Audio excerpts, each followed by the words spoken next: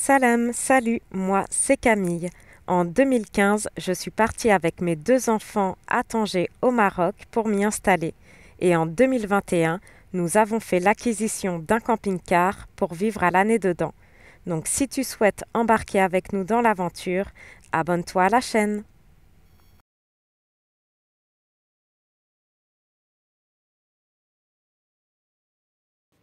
Salam alaikum, bonjour. Comme je vous le disais dans les précédentes vidéos, on a traversé le col du Tizi Test jusqu'à Marrakech, puis descendu le col du Tizi Tishka jusqu'à Ouarzazate.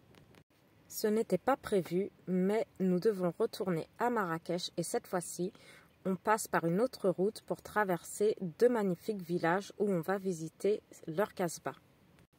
Une route goudronnée mène à travers un pays sauvage, piqueté seulement de chênes verts et de genévriers. En partant de Ouarzazate, on fait une première halte à Aïd Ben Haddou. Le ksar de Aïd Ben Haddou s'étage sur la rive gauche de l'Assif Mela, au flanc d'une colline dominée par des fortifications en ruine. C'est un extraordinaire entassement de constructions en pisé brun rouge. Par une ruelle bordée de boutiques de souvenirs, vous gagnerez la rive de l'Oued. Lorsqu'il y a de l'eau, on le traverse à gué sur des sacs de sable. Ce grand classique du tourisme marocain et qui a servi aussi de lieu de tournage pour de nombreux films, d'ailleurs la porte tout à droite a été construite pour des films, et cette kasbah séduit par son site et l'harmonie de l'étagement des kasbahs empilés sur une colline dont les murailles de couleur ocre semblent émerger naturellement de la terre dont elles sont bâties. Le ksar est un dédale de ruelles entre de hauts murs, des terrasses étagées, de belles tours décorées de motifs géométriques aux infinies variations, et on peut monter jusqu'à l'ancienne kasbah au donjon ruiné qui domine l'empilement des terrasses hérissées de tours crénelées. Cette kasbah est inscrite depuis 1987 sur la liste du patrimoine mondial de l'UNESCO et a fait partie du programme de mise en valeur et de conservation du patrimoine culturel national élaboré par le Centre de réhabilitation des kasbahs à Ouarzazate. Le ksar d'Aïd Ben Haddou a fait l'objet d'importants travaux. Après cette petite halte, on reprend la route, on quitte Aïd Ben Haddou en direction de Marrakech pour faire une deuxième halte. Cette fois-ci, ce sera au village de Telwet. Les paysages entre Aïd Ben Haddou et Telwet sont juste splendides. On traverse des magnifiques villages parmi les montagnes, dans les gorges, auprès de l'Oued. C'est juste une route qui passe très vite et les paysages sont vraiment sublimes. Si vous faites la route de Ouarzazate à Marrakech ou Marrakech à Ouarzazate, ça vaut vraiment le détour de passer par Telwet et Aïd Ben Haddou, qui sont deux magnifiques kasbahs, mais surtout, la route vaut vraiment le détour. Donc, après avoir longé la vallée de l'Ounila, nous voilà arrivés au village de Telwet, où on s'arrête dans un bon petit restaurant pour manger un tagine plutôt original, un tagine de bœuf aux figues et aux noix.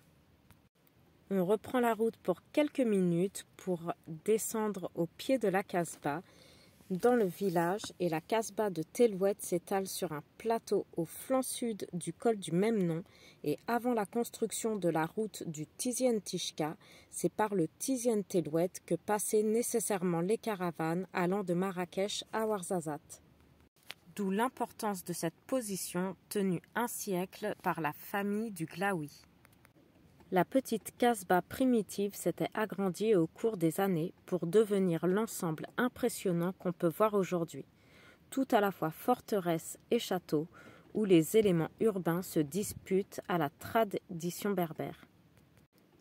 On y pénètre par une porte voûtée dans une cour où on y laisse la voiture et un gardien accompagne ou non le visiteur pour 10 dirhams sans visite guidée et 20 dirhams pour la visite guidée. C'est la partie de style citadin qu'on visite, celle qui abritait les fastueux appartements familiaux. La salle de réception donne sur la campagne par de belles fenêtres grillagées. Un décor somptueux de stucs et de zélige tapisse entièrement les murs et le sol. Remarquez la magnifique coupole de cèdre peint qui occupe la partie centrale du palais, les grandes portes peintes aux serrures en argent ciselé. On peut monter à la terrasse, d'où l'on a une vue agréable sur la campagne étonnamment verte qui avoisine le village et sur les hautes cimes qui cernent le plateau. Vous pouvez voir ici cette coupole qui est entièrement faite de cèdre peint. C'est vraiment une très belle visite, peu chère, qui vaut vraiment le coup aussi. Nous, on ne s'attendait pas du tout à ça. On s'attendait à rentrer dans une casbah avec des petites ruelles seulement. Et finalement, on a pu y voir ce somptueux palais. Après ces deux superbes casbahs, on a donc repris la route direction Marrakech, ce qui n'était pas prévu. Mais on se rapproche d'un aéroport puisque à partir du jeudi 23, le pass vaccinal deviendra obligatoire.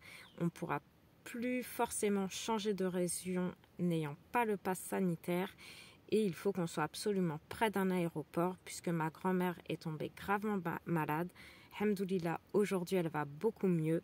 Mais c'est donc pour ça qu'on a annulé notre suite d'itinéraire qui était pas prévu de retourner à Marrakech mais de descendre vers Zagora. Donc c'est pourquoi là on retourne rapidement sur Marrakech. J'espère que ces visites, ces deux casbahs vous auront plu. N'hésitez pas à me dire en commentaire si c'est la casbah d'Aïd Ben Haddou qu'on a vue en premier que vous avez préférée ou plutôt celle avec le palais, la casbah de Telouet. Les deux sont dans les montagnes, c'est des paysages magnifiques. Si vous êtes par là vraiment, arrêtez-vous-y pour les visiter. Et j'espère que vous aurez aimé cette vidéo. N'oubliez pas de liker, de commenter et de partager. Et je vous dis à bientôt pour une prochaine vidéo, cette fois-ci sur Marrakech. Et je vous raconterai qu'est-ce qui se passe pour moi si je retourne en France ou pas.